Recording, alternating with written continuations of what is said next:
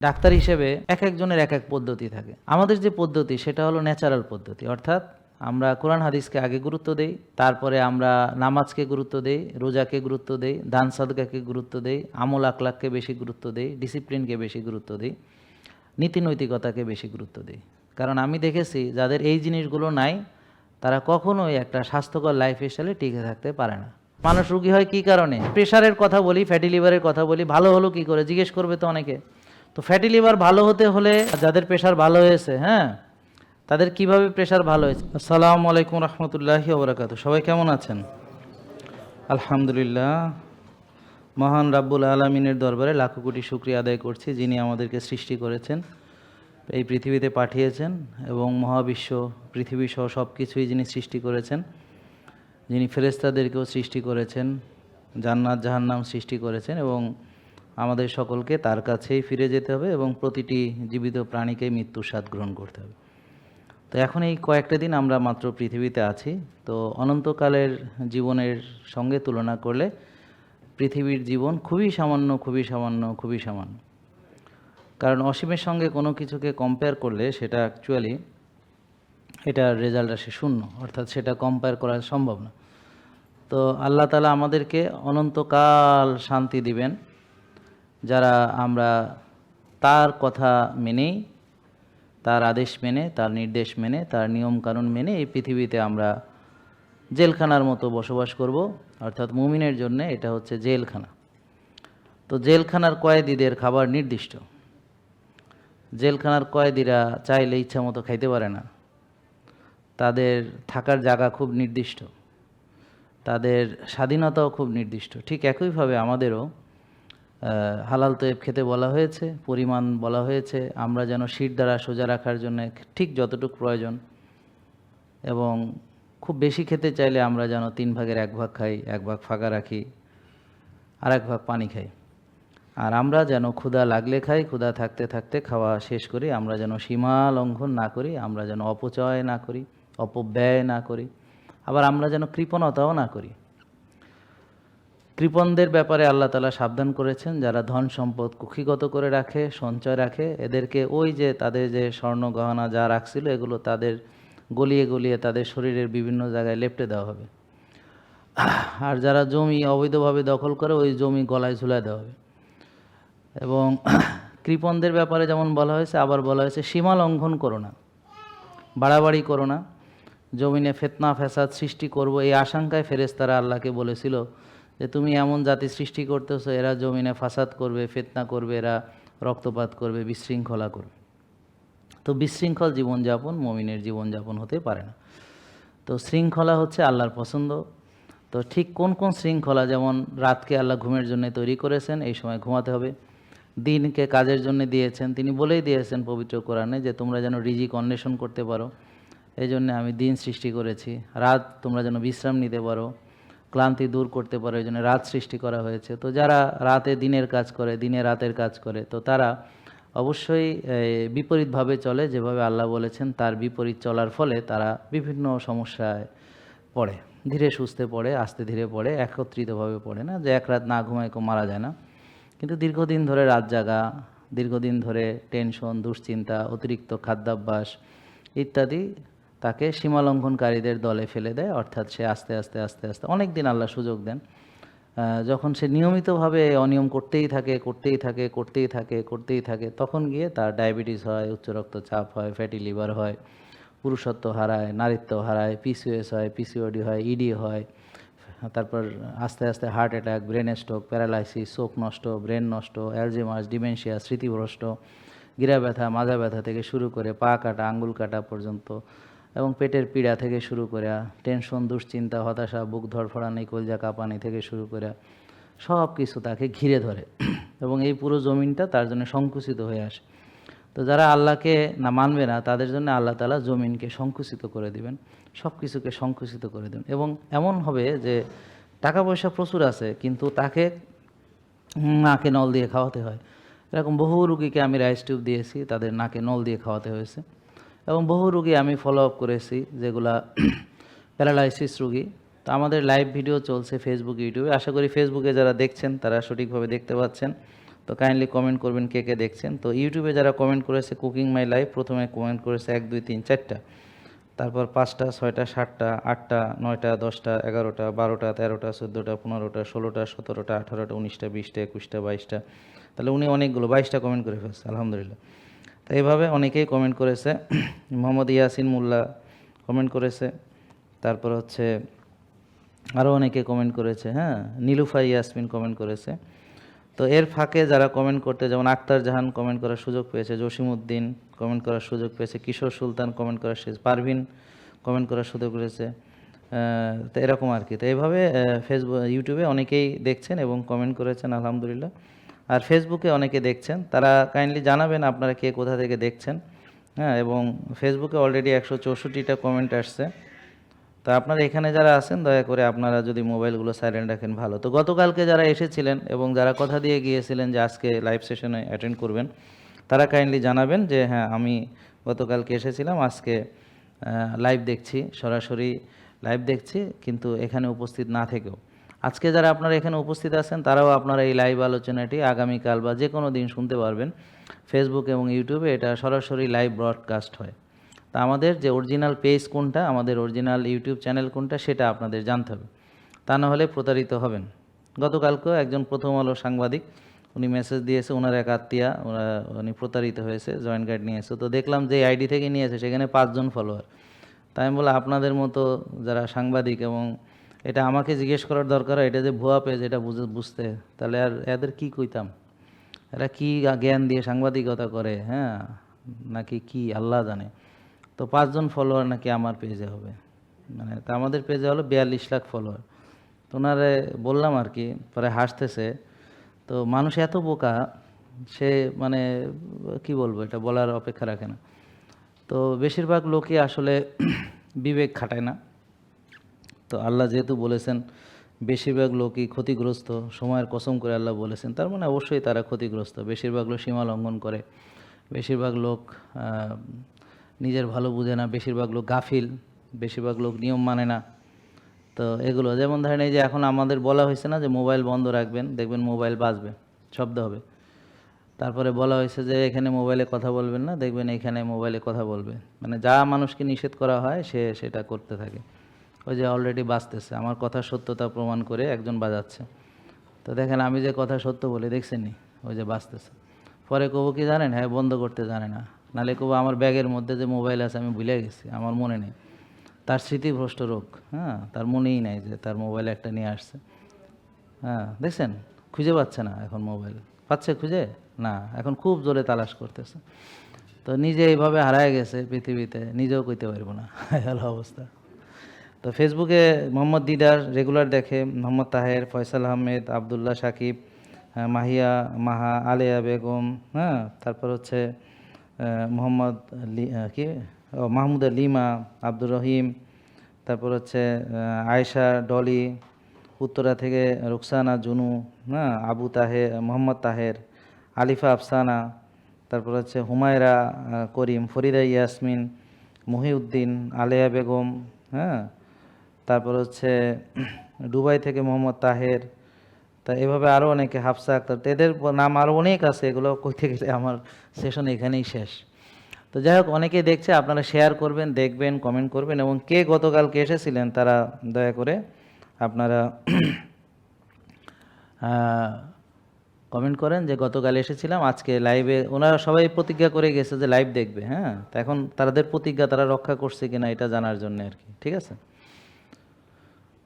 তো আপনারা যারা এখানে দেখছেন তারা তো মানে আবার আগামীকাল পরশু যে কোনো সময় আমাদের লাইভগুলো রয়ে গেছে ইউটিউবে। আমার এই গত 19 সাল থেকে যত লাইভ করেছি সবই আছে। ফেসবুকের ওদের আবার কিপটা তো, ওগো ডাটা টাটা থাকে না, ওরা লাইভ ডিলিট করে দেয় 2 মাস পর পর। এগো ডাটা রাখার জায়গা নেই, হ্যাঁ, এগো এরা হলো কী কইতাম, হ্যাঁ। তো যাই হোক, তো ইউটিউবে সবগুলোই রয়ে গেছে, তো লাইভগুলো পেয়ে যাবেন। আর আপনারা জানতে চাইলে সব বিষয়ের উপরে অনেক ভিডিও আছে। তা আমরা এই পর্যন্ত যতটুকু আলোচনা করলাম যে আমাদেরকে নিজেদের ব্যাপারে দায়িত্বশীল হতে হবে। সেটা কি? সেটা হলো আপনি আপনার আখেরাত ধ্বংস করে দুনিয়া অর্জন করে আপনার কোনো লাভ নেই। অর্থাৎ দুনিয়াতে আপনি বিরাট প্রতিষ্ঠিত হয়েছেন, নাম যশ খ্যাতি অথবা পুরো মুলকের মালিক, পুরো পৃথিবীর মালিক বনে গেছেন, কিন্তু এটা ক্ষণিকের।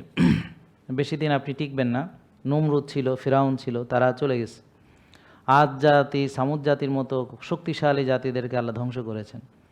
নূহ আলাইহিস সালামের সম্প্রদায়কে আল্লাহ তাআলা পানিতে ডুবিয়ে দিয়েছেন। লূত আলাইহিস সালামের জাতিকে উল্টিয়ে দিয়েছেন। তো এভাবে বিভিন্ন জাতিকে আল্লাহ তাআলা ধ্বংস করেছেন, তাদের একটি অপরাধের জন্যে ধ্বংস করেছেন। কেউ ওজনে কম দিয়েছে, কেউ গর্ব করেছে, কেউ অহংকার করেছে, কেউ উল্টা কাম করেছে, যেমন লূত আলাইহিস সালামের জাতি উল্টা কাম করত। তো এক একটা জাতিকে এক একটা কারণে ধ্বংস করেছেন। এবং খুব মজার ব্যাপার হলো, আমরা মুসলমানরা এই সকল অপরাধগুলো যেগুলোর কারণে আল্লাহ তাআলা বিভিন্ন জাতিকে ধ্বংস করেছেন, তা আমরা নামধারী মুসলমানরা সবগুলো অপরাধ একসাথে করেও ধ্বংস হচ্ছি না। ওইভাবে যেভাবে আল্লাহ তাআলা ওই সকল সম্প্রদায়কে আযাব দিয়ে ধ্বংস করেছেন। কারণ হলো কি, যে রাসূল সাল্লাল্লাহু আলাইহি ওয়াসাল্লাম দোয়া করেছিলেন যে আমাদেরকে যেন আল্লাহ তাআলা এইভাবে ধ্বংস করে না দেয়। তবে তার মানে এই না যে আপনি জান্নাতি। তো কারণ হলো যে আল্লাহকে না মেনে তো জান্নাতে যাওয়ার সুযোগ নেই। জান্নাত বানাইছে আল্লাহ, আপনাকে সেখানে আল্লাহ পাঠাবে, আপনি তারে মানবেন না, এটা কিভাবে সম্ভব? তো আল্লাহ তাআলা মানুষের জন্য যেমন জান্নাত বানিয়েছেন, তেমনি জাহান্নামও বানিয়েছেন। এবং এই জাহান্নামের লাকড়ি হিসেবে পাথর এবং মানুষকে দেওয়া হবে। তো মানুষ দুই প্রকারের, একদল হলো জাহান্নামী, আর একদল হলো জান্নাতি। তো নিশ্চয়ই মুমিন সফল কাম আল্লাহ বলেছেন, তো মুমিনরা অবশ্যই জান্নাতেই যাবে। আর মুমিন অলরেডি সফল। তো মুমিনের বৈশিষ্ট্যের ভিতরে আল্লাহ বলেছেন মুমিন হতাশ হয় না। তো যারা হতাশ হয়েছে তাদের মুমিনের বৈশিষ্ট্য শেষ। এটা আমার কথা না, পবিত্র কোরআনের কথা। কথাটা হচ্ছে এরকম, মুমিন হতাশ হয় না। তার মানে যে হতাশ হয় তার মানে বুঝতে হবে আল্লাহর উপর তার আর অতটা তাওয়াক্কুল নাই। কারণ পৃথিবীর ব্যাপারে হতাশ হয়েছে, তো পৃথিবী হতাশ হওয়া সম্ভব, বা পৃথিবীতে হতাশ হওয়া যায় যদি এই পৃথিবী একমাত্র জীবন হয়, যে জীবনে আমি এটা পাইনি, আহারে আমার সব শেষ। ব্যাপারটা তা না। আপনি পৃথিবীতে যতই দুঃখ কষ্টে থাকেন না কেন, যদি আখেরাতে আপনি সফল হন, তাহলে এই দুঃখ কষ্টের কথা আপনার মনেই থাকবে না। যখন আল্লাহ জিজ্ঞেস করবে যে আপনি বলে যে তোমরা ছিলা কতদিন পৃথিবীতে, কেউ বলবে এই এক মুহূর্ত মাত্র, বড় জোর একদিন, এর বেশি অনুমান করতে পারবে না। অর্থাৎ পুরো জীবনটা 60, 70, 100, 150 যাই হোক, সে অনুমান করতে পারবে না। ডাক্তার হিসেবে এক একজনের এক এক পদ্ধতি থাকে। আমাদের যে পদ্ধতি সেটা হলো ন্যাচারাল পদ্ধতি, অর্থাৎ আমরা কোরআন হাদিসকে আগে গুরুত্ব দেই, তারপরে আমরা নামাজকে গুরুত্ব দেই, রোজাকে গুরুত্ব দেই, দান সাদকাকে গুরুত্ব দেই, আমল আকলাককে বেশি গুরুত্ব দেই, ডিসিপ্লিনকে বেশি গুরুত্ব দিই, নীতি নৈতিকতাকে বেশি গুরুত্ব দিই। কারণ আমি দেখেছি যাদের এই জিনিসগুলো নাই তারা কখনোই একটা স্বাস্থ্যকর লাইফস্টাইলে টিকে থাকতে পারে না। কারণ স্পিরিচুয়াল হিলিং একটা বড় ব্যাপার, এবং মেন্টাল হিলিং একটা বড় ব্যাপার। যার মন মানসিকতায় নষ্ট, আর যে অপরাধের সঙ্গে যুক্ত, আর যার আত্মা কলুষিত, সে কিভাবে সুস্থতা পাবে? সে কিভাবে আল্লাহর দেওয়া প্রশান্তি পাবে এই দুনিয়াতে? সে তো জীবনও পাবে না, অশান্তির মধ্যেই থাকবে। যে আল্লাহকে অখুশি রেখেছে, যে আল্লাহকে রুষ্ট করেছে, যে আল্লাহকে অসন্তুষ্ট করেছে, সে আল্লাহ তাকে এই পৃথিবীতে প্রশান্তি কী জন্য দিতে যাবেন? তাদের ব্যাপারে আল্লাহ বলছে তাদেরকে দুনিয়াতে কিছুদিন মজা লুটতে দাও, বা তাদের জন্য কঠিন আযাবের সুসংবাদ। তাদেরকে বানানো হবে নরকের বা দোজকের লাকড়ি, সেখানে মানুষ এবং পাথরকে দিয়ে দোজকের আগুন জ্বালানো হবে, এবং আগুনটা জ্বালাতে জ্বালাতে কালো হয়ে গেছে। এবং আল্লাহ বলেছে কোনো টেনশনের কারণ নাই, আগুন যদি একটু স্তিমিত হয় তো আমি আবার এটাকে পুনরায় ভালো মতো জ্বালাবো।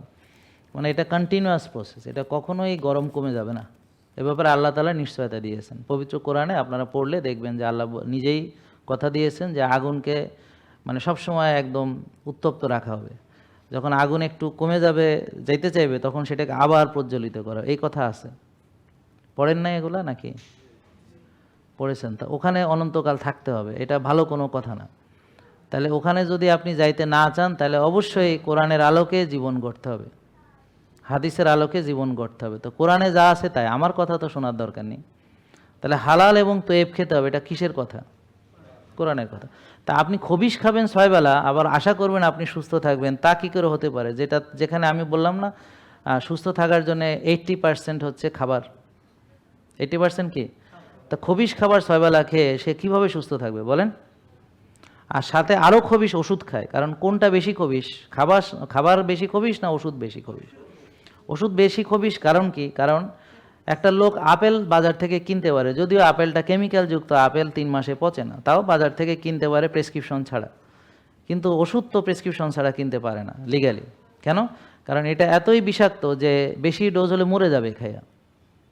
অতএব এইটা একটা রেজিস্টার্ড চিকিৎসক, যে ডাক্তার 7 বছর 17 বছর ধরে পড়াশোনা করে এই ওষুধ লেখার যোগ্যতা অর্জন করছে, সে লিখলে পরে, তার মানে এটা এতই ডেঞ্জারাস একটা জিনিস যে এটা এত সাইড এফেক্ট আছে, ড্রাগ ড্রাগ ইন্টারাকশন আছে, এটা একটা স্পেসিফিক ডোজ আছে, ওভারডোজ হলে আপনার বিরাট ক্ষতি হয়ে যাবে। এমনকি সঠিক ডোজেও যদি অনেক বছর ধরে খান তাহলে বিশাল বিপদে পড়বে, যে কিডনি নষ্ট হচ্ছে, লিভার নষ্ট হচ্ছে, আমরা দেখছি সবার যারা দীর্ঘদিন ওষুধ খাচ্ছে নাকি। তাইলে খাবারের ভিতর যদি খবিশ হয় তাহলে ওষুধ কি? মহাখবিশ। তাহলে সে ওষুধ খায় 7-8টা,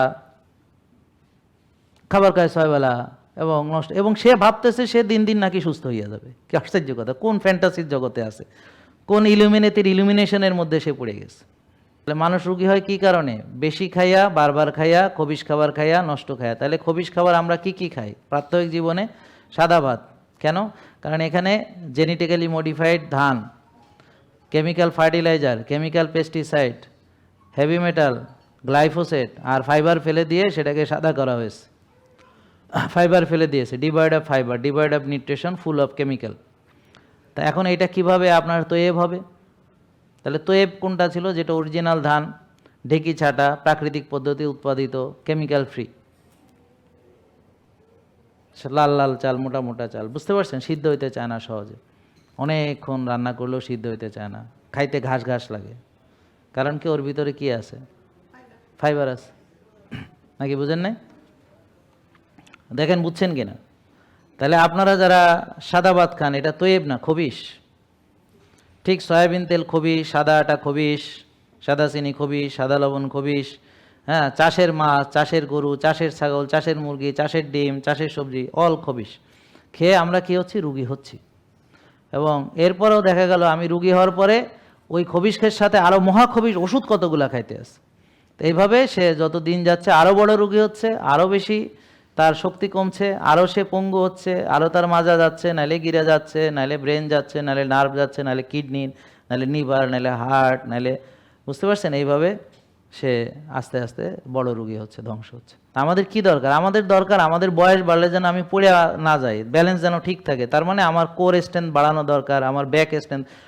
লো ব্যাক পেইন এখন প্রায় সবার, মাজা ব্যথা। তাহলে আমার লো ব্যাককে স্ট্রং রাখতে হলে, অর্থাৎ লো ব্যাক পেইন থেকে আমাকে কোর এবং ব্যাক দুটোই আমার শক্ত রাখতে হবে। তাহলে অবশ্যই আমাকে কোর অ্যান্ড ব্যাকের এক্সারসাইজ লাগবে, এছাড়া আমার এটা বডি এটা ধরে রাখতে পারবে না। আমার নি জয়েন্ট ভালো রাখতে হলে আমার এই যে এই মাসেলগুলোকে স্ট্রং রাখতে হবে, আমার লিগামেন্ট ভালো রাখতে হবে, আমার ফাসা ভালো রাখতে হবে, আমার জয়েন্টের মোবিলিটি ভালো রাখতে হবে, সাইনোভিয়াল ফ্লুইড ভালো রাখতে হবে, কার্টিলেজগুলো ভালো থাকতে হবে, লট of things. So vitamin D ভালো থাকা লাগবে, হ্যাঁ, খাবারটা ওইভাবে খেতে হবে, কোন খাবার মানে আমার যে কোলাজেনযুক্ত খাবার কোনগুলো ইত্যাদি। There are lot of things, মানে যে কোনো একটা জিনিস না, অনেকগুলো। আবার পর্যাপ্ত বিশ্রাম না নিলে ব্যায়াম করে সে রুগী হবে বা ইনজুরিতে পড়ে যাবে সিরিয়াস। তাহলে অবশ্যই তাকে রেস্ট নিতে হবে, মানে ভালো ঘুমাতে হবে 8 থেকে 9 ঘন্টা। তাহলে দেখছেন যে ওই যে ব্যায়াম না করলে কি হয়? মানুষ ব্যায়াম না করলে হজম নষ্ট হয়, ব্যায়াম না করলে ঘুম হবে না, ব্যায়াম না করলে টেনশন হবে, ব্যায়াম না করলে বুক ধড়ফড়ানি হবে, কলজা কাঁপানি হবে, বুঝতে পারছেন? ডিপ্রেশনের ওষুধ খাওয়া লাগবে, অ্যাংজাইটির ওষুধ খাওয়া লাগবে, স্ট্রেস নিতে পারবে না, হ্যাঁ, অল্পতে অস্থির হয়ে যাবে, বুঝতে পারছেন? তার সব ক্যাপাসিটি কমে যাবে এবং সে হতাশ হয়ে যাবে। কারণ বুড়ারা তো বুড়া, পুরুষত্ব চলে যাবে, নারীত্ব চলে যাবে। বুঝতে পারছেন? তো ফ্রি একটা জিনিস, জানে ভালো কিন্তু কেউ করে না। তো তারে এখন কিভাবে আপনি বলবেন যে ভাই ব্যায়াম ভালো করেন? হ্যাঁ আমি তো জানি কিন্তু করি না। তো আমি এখন যে যাইনিও করে না, হ্যাঁ কেমনে করাইবেন? আর যে বলেছে আরে আমি তো জানতাম না যে ব্যায়াম ভালো, তাহলে ভালো, হ্যাঁ তাহলে ঠিক আছে এখন থেকে রেগুলার করুন। তা তো জানে যে ভালো, তাও করে না। তো তারে করাবেন কেমনে? কি মাজায় রশি বাঁধতে টানবেন? তা আপনি কয়টার মাজায় রশি বাঁধবেন? আপনি কয়জনরে পাইবেন? ও তো প্রতিজ্ঞা করেছে আমার জন্য যা ভালো আমি তা করব না। তাহলে ব্যায়াম ভালো কি না সবাই বলেন? তাহলে এটা তো করা যাবে না, করলে তো সুস্থ হয়ে যাবেন, এটা তো করা যাবে না, ওষুধ খাইতে হবে বেশি করে।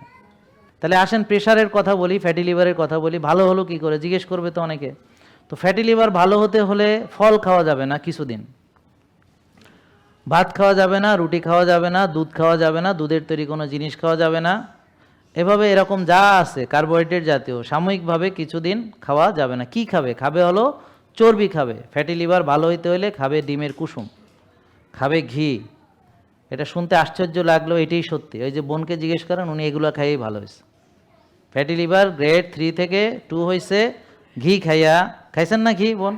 হ্যাঁ। তারপরে ডিম কুসুম সহ খাইছেন না? নারকেলের তেল খাইছেন না? এমসিটি খাইছেন? বুলেট কফি খাইছেন? হ্যাঁ, তার মানে বুলেট কফিতে থাকে ঘি, নারকেলের তেল এবং এমসিটি, বুঝছেন? তাহলে ঘি খাইয়া, তেল খাইয়া, এমসিটি খাইয়া, ডিমের কুসুম খাইয়া তার ফ্যাটি লিভার ভালো হয়েছে। অলিভ অয়েল খাইয়া। বসেন বোন। হ্যাঁ, বুঝেন নাই? হ্যাঁ, কিন্তু অ্যাকচুয়ালি খাইয়া কি ভালো হয়েছে? খাইছে এগুলা শাকসবজি, মাছ, মাংস, ডিম, তেল, ঘি ইত্যাদি। আরও কিছু আছে, যেমন কফি এনামা করতেই হবে ফ্যাটি লিভারের রোগী। আপনি কফি এনামা করছেন? এটা করতে হবে। হ্যাঁ, এটা এখন থেকে করবেন। তো এটা বলবেন যে স্যারে বলছে কফি এনামা করতে হবে। বুঝছেন, কফি এনামা করতে হবে। তো ফ্যাটি লিভার মানে লিভারের চর্বি গলাও। তারপর কি? রোজা রাখতে হবে, ব্যায়াম করতে হবে, আর্লি ঘুমাতে হবে, মোট 8 ঘন্টা ঘুমাতে হবে, মানে সারা দিনে রাতে আর কি, মানে মোট 8 ঘন্টা, 24 ঘন্টায় 8 ঘন্টা। আর ঘুমাতে যেতে হবে আর্লি। তো রাতে হয়তো তাহাজ্জুদ পড়তে উঠবেন, হয়তো ফজর পড়তে উঠবেন, তো যেই ঘুমটা বাকি থাকবে ওইটা পরে দিনের অন্য সময় ঘুমাইয়া পোষায় দিতে হবে। মোট ঘুমাইতে হবে 8 ঘন্টা। যাদের প্রেশার ভালো হয়েছে, হ্যাঁ, তাদের কিভাবে প্রেশার ভালো হয়েছে? এই যে 5 জন দাঁড়ালো, ওদেরকে জিজ্ঞেস করেন, তারাও ভাত, রুটি, ফল, দুধ খায় নাই, বুঝতে পারছেন? সাময়িক সময়ের জন্য শাক সবজি, মাছ, মাংস, ডিম, তেল, ঘি যা বলছি এগুলাই খাইছে, রোজা রাখছে, ব্যায়াম করছে, তারপরে শ্বাসের ব্যায়াম করছে, কফি আনামা করছে, ঘাসে আসছে, রোদ রাগাইছে, 8 ঘন্টা ঘুমাইছে, মানসিক প্রশান্তির চর্চা করছে, আস্তে আস্তে প্রেশার কমে গেছে। জিজ্ঞেস করেন, এখন কোনো প্রেশারের ওষুধ লাগে না। ডায়াবেটিস রোগী কীভাবে ভালো হবে? সেম। ডায়াবেটিস রোগী চিনি খাবে না, ভাত খাবে না, রুটি খাবে না, ফল খাবে না, দুধ খাবে। কি খাবে? শাকসবজি, মাছ, মাংস, ডিম, এগুলো খাবে। সে শ্বাসের ব্যায়াম করবে, সে ঘাসে আটবে, সে রোজা রাখবে, সে রোদে যাবে, সে ভালো ঘুমাবে, এই সেম নিয়ম ফলো করে। কারণ কি? এই রোগগুলো আসলে সবগুলো রোগ তৈরি হয়েছে মূলত ইনসুলিন রেজিস্ট্যান্সের কারণে। আর এই যে দেখেন এতগুলা রোগ, এটা হলো মূল কারণ হলো ইনসুলিন রেজিস্ট্যান্স। এই যে ইনসুলিন রেজিস্ট্যান্স থেকে এই এতগুলা রোগ হয়েছে, গোড়া একটাই। তো এখন আমি দেখেন সেই ফ্যাটি লিভারও ইনসুলিন রেজিস্ট্যান্স থেকেই হয়েছে, ডায়াবেটিসও ইনসুলিন রেজিস্ট্যান্স থেকে হয়েছে, উচ্চ রক্তচাপও ইনসুলিন রেজিস্ট্যান্স থেকে হয়েছে। হ্যাঁ, পিসিওএস, পিসিওডি ইনসুলিন রেজিস্ট্যান্স থেকে হয়েছে।